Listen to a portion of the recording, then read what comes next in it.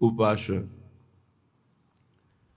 अपने गुरु प्रदत्त इष्ट मंत्र, इष्ट नाम, इष्ट रूप, इष्ट धाम, इष्ट प्रेमी, इतना ही मन दौड़ाने का स्थान है हमारा। इसके अलावा अन्य सब निषेध है। जहां हमारा मन परम सुख में डूबेगा वो यही स्थान है। गुरु प्रदत्त इसलिए कि उपासना सिद्ध तभी होती है जो सांगोपांग होती है। सांगोपांग कहते हैं गुरु प्रदत्त नाम, गुरु प्रदत्त मंत्र, गुरु प्रदत्त कंत अर्थात इष्ट और गुरु प्रदत्त ग्रंथ अर्थात आचार्य वाणी। जाकी यह सांगोपांग उपासना होए, वाको यह रस सिद्ध होए, वही इस रस का रसास्वादन कर सकता है। तो अहोभाग्य है उपासक को जिसको गुरु प्रदत्त उपासना प्राप्त हुई है। ये बहुत बड़ी निधि है।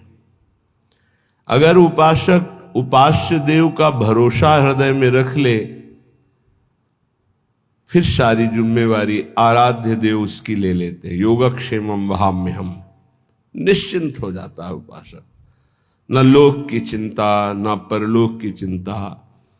बड़े से बड़े भय के अवसर पर भी हृदय में एक अद्भुत शीतलता, एक अद्भुत आनंद की उपस्थिति रहती है, क्योंकि आराध्य देव उसके हृदय में प्रकाशित हो गए हैं। जब तक कोई अन्य भरोसा, अन्य आश्रय है, तब तक उपास्य देव त्रिगुण माया का पर्दा लगाकर हृदय में ही छुपा छुपी का खेल खेलते रहते हैं। श्रीपाद प्रबोधानंद जी महाराज कह रहे हैं, क्यों अन्य का आश्रय ले रहे हो? अन्य में आपका शरीर भी है, आपका अंतःकरण भी है, आपका स्वभाव भी है, और आपका शारीरिक संबंध भी है, आपका इंद्रियों से भोगों का संबंध भी है। ये सब अन्य के अंतर्गत आता है। अनन्य में एक ही बात केवल होती है, आराध्य देव, बस कुछ और नहीं। मेरे तो गिरधर गोपाल दूसरो न कोई, ये केवल अनन्यता का स्वरूप है। श्रीपाद बहुत करुणा करके कई श्लोकों में इस शब्द का प्रयोग किया है। कह रहे हैं, मरिष्यसि कदा सखे त्वमिति किम विजानासि किम शिशोः श्रुत तरुणस्य वा न खलु मृत्युराकस्मिकः तदद्य निरवद्य धीर वपुरिन्द्रियासक्ति को न किंचन विचार द्रुतमुपैः वृंदावनम। हे सखे, मरिष्यसि कदा, तुम्हें पता है तुम्हारा शरीर कब छूट जाएगा? किस दिन तुम्हारी मृत्यु होगी तुम्हें पता है? क्या तू ऐसा जानता है कि तेरी वृद्धावस्था में ही मृत्यु होगी? तो गलत तेरी सोच है। शिशो हो, शिशु अवस्था में भी हो सकती है। सुतरुणस्य, सुंदर जवानी में भी मृत्यु हो सकती है। खलु मृत्यु राकस्मिक कहा, अकस्मातिक, कभी भी किसी भी समय किसी अवस्था में हो सकती है। तदद्य निरवद्य धीर वपुर इंद्रिया शक्ति को। इसलिए मेरी बात मान लो, यदि अपनी इंद्रियों को तुम रोक पाओ और मन को नाम में लगा दो प्रिया प्रीतम के, तो ये जीवन तुम्हारा सार्थक हो जाएगा, धन्य हो जाएगा। नहीं, अच्छे अच्छे मृत्यु का अवसर आने पर भयभीत हो जाते हैं। ध्यान रखना, मृत्यु ऐसा भयावह नाम है जो सबके होश उड़ा देती है, पर जिनके होश श्री जी के चरणों में समर्पित है वो मृत्यु के होश उड़ा देते हैं। मृत्यु भय प्रदान करती है। वो ऐसी अभय अवस्था में होते हैं कि मृत्यु भी कुछ नहीं बिगाड़ सकती। जब ध्रुव जी परम पद में आरूढ़ होने के लिए चरण बढ़ाए, भगवान का दिव्य विमान पार्षद, तो काल प्रकट हुआ और बोले इस लोक की मर्यादा है, मैं स्पर्श करता हूं तभी कोई आगे जाता है। तो ध्रुव जी ने कहा ठीक है, मैं स्पर्श करता हूं आपको, और काल के माथे पर पैर रखकर भगवान के दिव्य विमान पर पार्षदों ने हाथ पकड़कर ऐसे बैठाला। भक्त काल के माथे पर चरण रख करके चलता है, पर वो भक्त जो अनन्य है प्रिया प्रीतम, जो अनन्य है प्रभु का, प्रभु के सिवा किसी अन्य से आश विश्वास नहीं है। तदद्य निर्वद्य धीर वपुरु, बहुत धैर्यवान हो जाओ, मृत्यु की तैयारी कर लो। बड़ा कठिन है, जीने के लिए तुम हर प्रयास कर रहे हो, लेकिन मरने के लिए कौन प्रयास कर रहा है? धन्य है वो जो अपनी मृत्यु की तैयारी कर रहा है।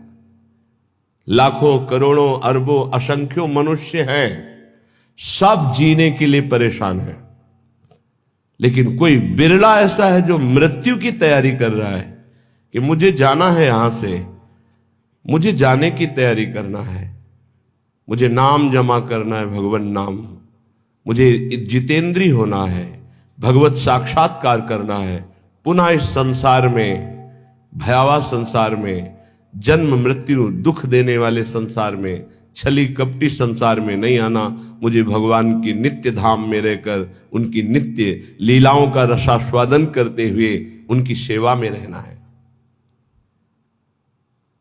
ये पहली तैयारी हुई एक श्लोक में कि आप सोचो तुम्हारी मृत्यु होगी, कब होगी, किस समय होगी, कुछ पता नहीं, किसी भी समय हो सकती है।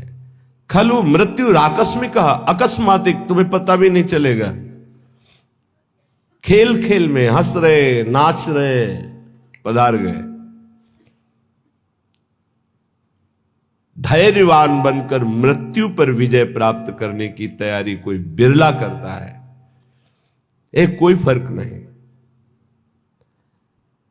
प्रवचन की बात नहीं है, अगर हृदय में नाम चल रहा है तो कोई फर्क नहीं है। हर समय अपनी बैग तैयार है, टिकट पास है, जहां जाना है वहां पता है, फोन से पहले बात हो चुकी है कि मैं आ रहा हूं, तैयारी फिट है, वहां से उत्तर आ गया है, आ जाओ। अब बोलो क्या परेशानी? कोई परेशानी नहीं। जिसकी तैयारी नहीं होती, अचानक कोई बात होती है, वो परेशान हो जाता है। जैसे आपके घर में अचानक 50 लोग आ जाए, अब आप परेशान हो जाएंगे। वही जब तैयारी करते हैं तो 500 लोग बारात में आते हैं, आप खूब आनंद पूर्वक उनका स्वागत करते हैं, क्योंकि आपने तैयारी कर रखी है।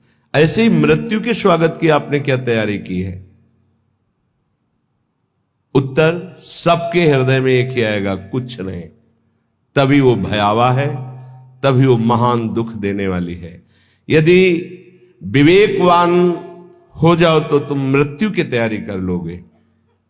वो आखिरी तैयारी गुरु कृपा से होती है, और जिसने वो तैयारी कर ली वो निर्भय हो गया, निश्चिंत हो गया, निशोक हो गया। ये तैयारी हम क्यों नहीं कर पाते? क्योंकि हमें यहां सब कुछ प्रिय लग रहा है। ये देह प्रिय लग रहा है, मकान प्रिय लग रहा है, पुत्र पत्नी परिवार प्रिय लग रहा है, तो हम तैयारी यहां की सब कुछ कर रहे हैं, लेकिन हमको ये पता नहीं कि अचानक हमारा ट्रांसफर हो जाएगा, अचानक हमारा शरीर छूट जाएगा, और उसकी तैयारी ना होना सबसे बड़ी हानि होगी। क्योंकि अन्य किसी योनि में आप कुछ तैयारी कर सके मृत्यु से बचने के, ऐसा कोई उपाय नहीं है। केवल मानव देह में ही आप तैयारी कर सकते हैं भगवत प्राप्ति की, अन्य किसी योनि में नहीं। और ये आपने यहां की तैयारी में ही सारा समय खत्म कर दिया। पुत्र को पढ़ाना, पुत्री का ब्याह, ये वो, पूरा जीवन इसी में, और अंत तो गत्वा मोह मल से ग्रसित होकर पुनरपि जननम पुनरपि मरणम। ये आपकी मृत्यु के तैयारी में जो बाधक है, श्रीपाद आगे के श्लोक में कह रहे हैं, राज्यम निष्कंटकमपि परित्यज्य दिव्याश्च रामाः कामान सर्वान् अपि च विहितांस्तिक्त तिक्तान् विदन्तः। हित्वा विद्या कुल धन जनाद्याभिमानम प्रविष्टा ये श्री वृंदा विपिन मपुनर निर्गमास्तान नमामः।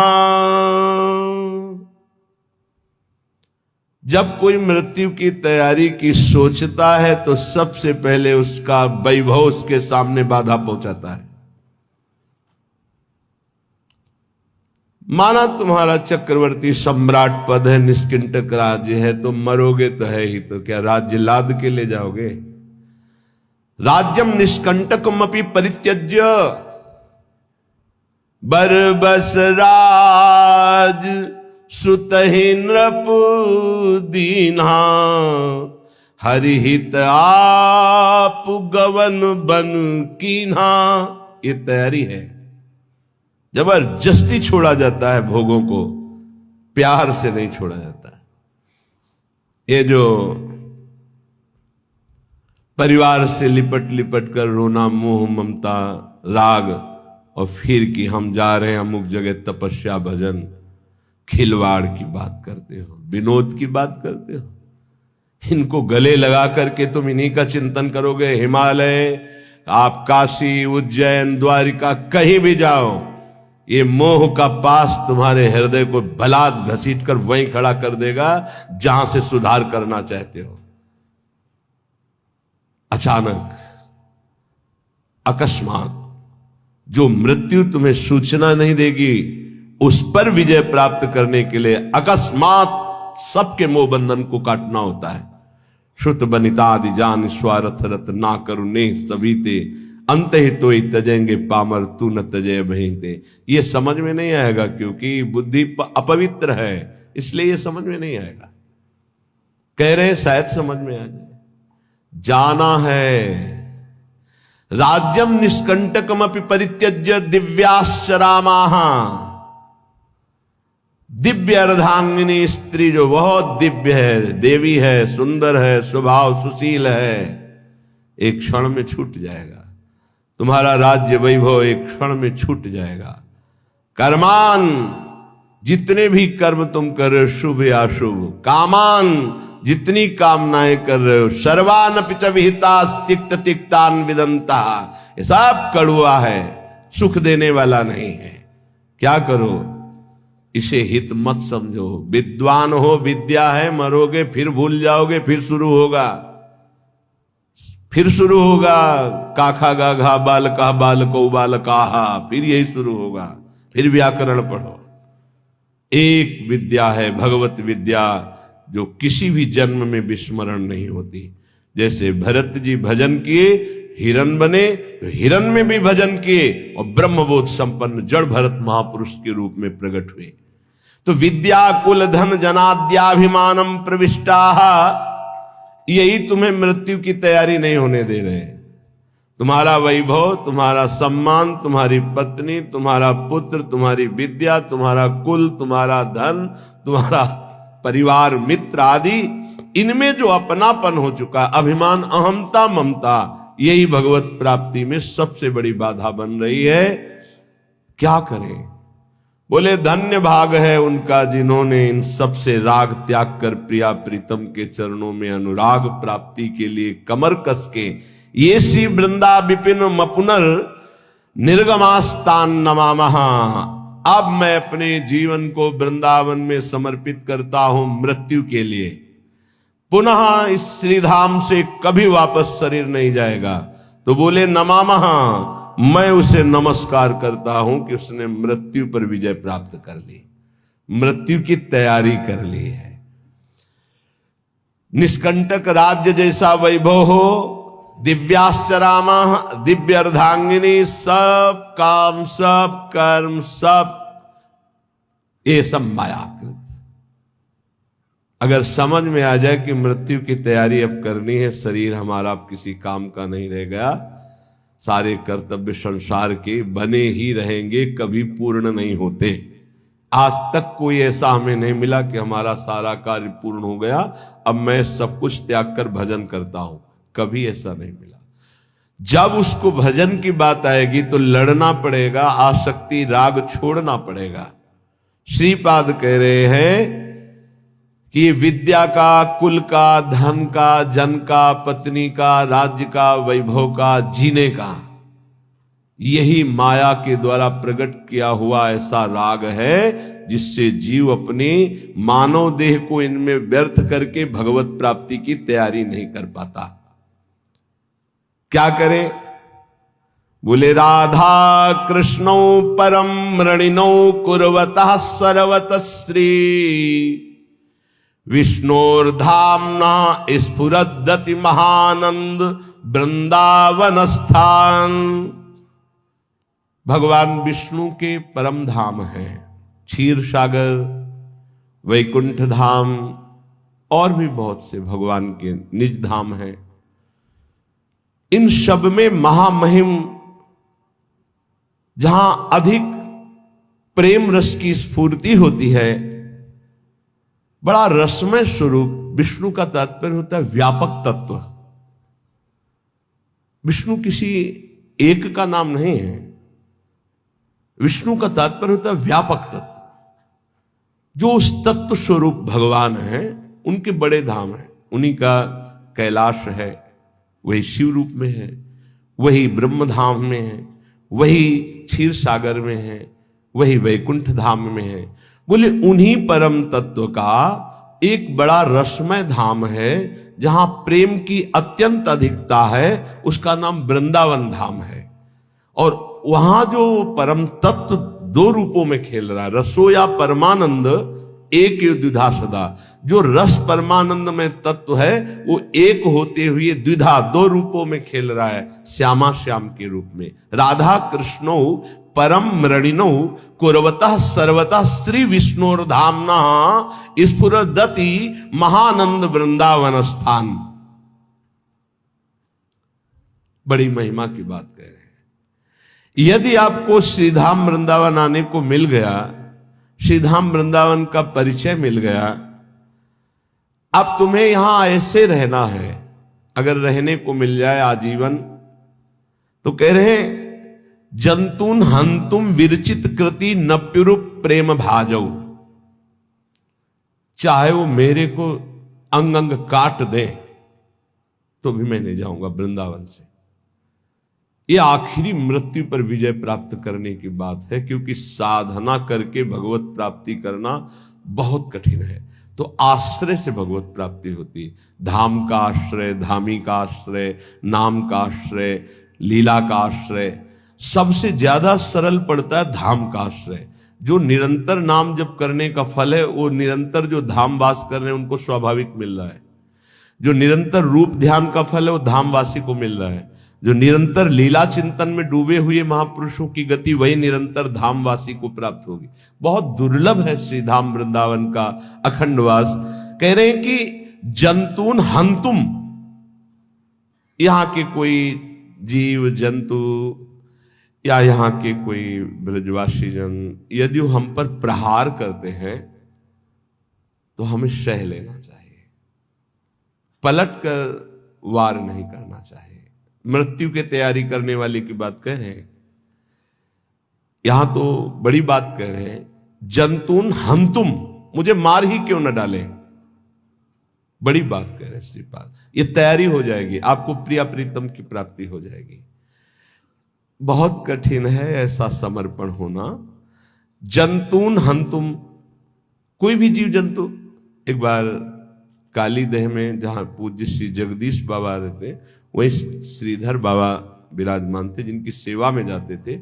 उन्होंने बताया था कि एक वृद्ध संत 2:30 बजे रात्रि की परिक्रमा लगाते थे।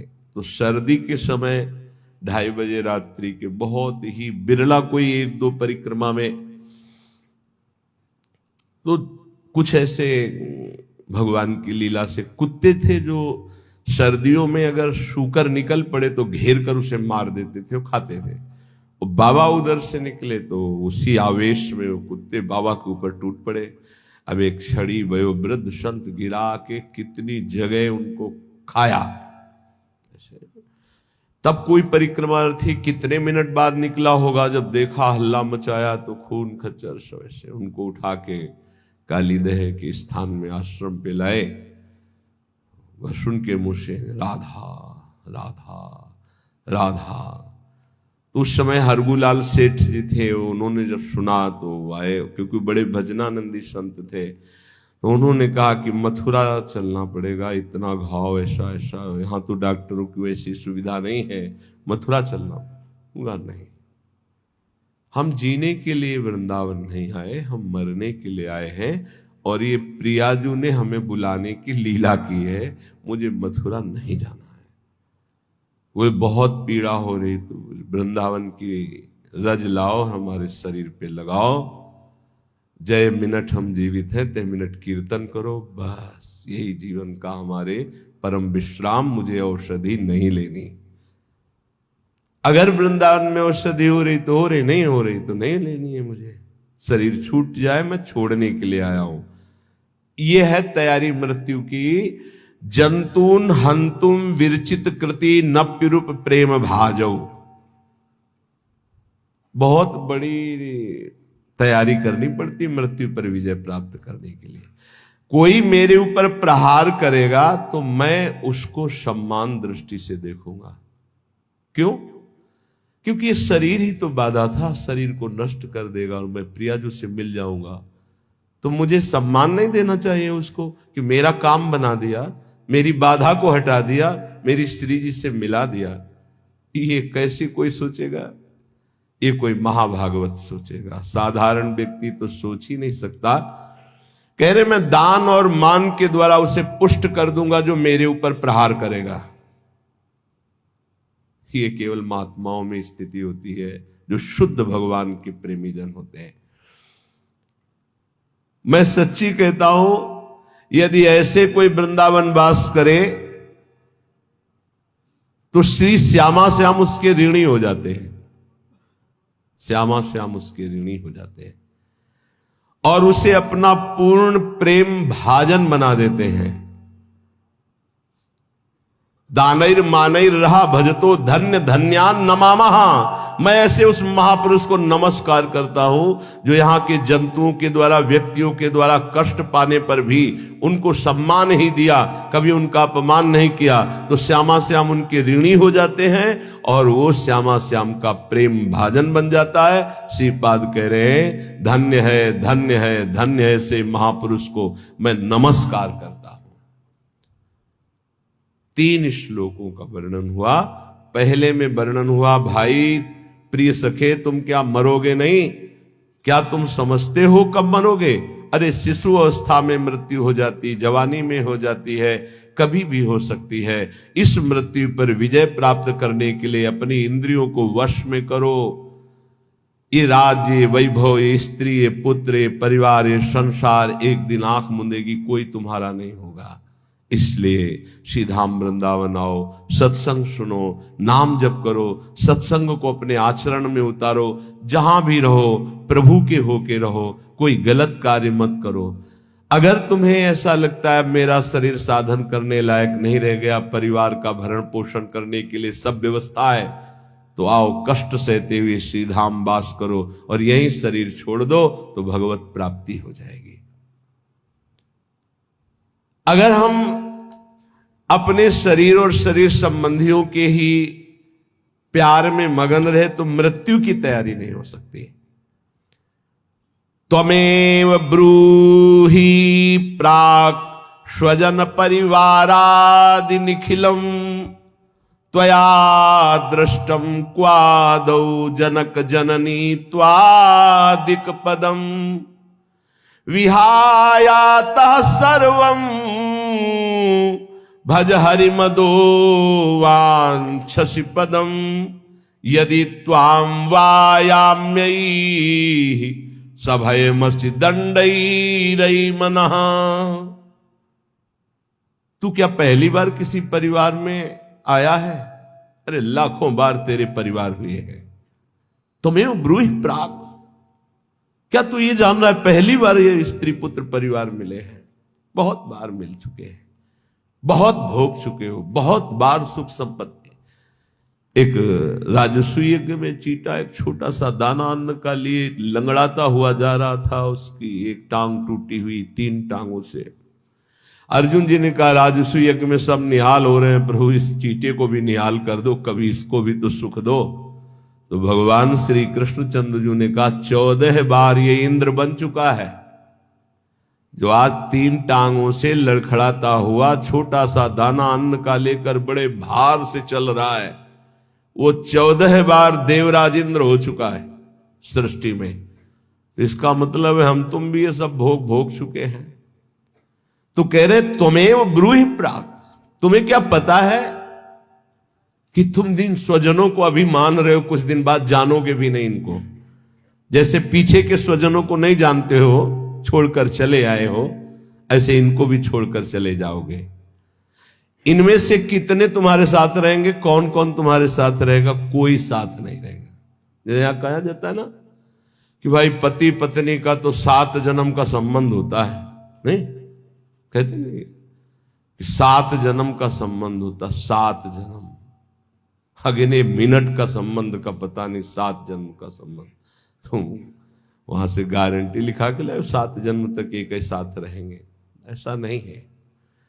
प्रबल आसक्ति दोनों में हुई, मरते समय दोनों का चिंतन हुआ, तो अगला जन्म किस योनि में होगा उसका पता नहीं है, पर वो आसक्ति के कारण आसपास ही होंगे, पति पत्नी होंगे ऐसा बात नहीं। एक महात्मा में उदाहरण में दिया गया था कि जिसके माता पिता के यहां भक्ति होती थी, तो बचपन से भक्ति के संस्कार उस लड़की के थे। उसका ऐसी जगह ब्याह हुआ जहां बिल्कुल भक्ति शून्य घर था। अब वो अपनी आराधना में बैठी थी तो पति उसे बहुत विक्षेप देता, बहुत पति को, वो धर्मात्मा थी, प्राणों से भी अधिक प्यार करती। प्यार का बहुत बड़ा प्रभाव होता है।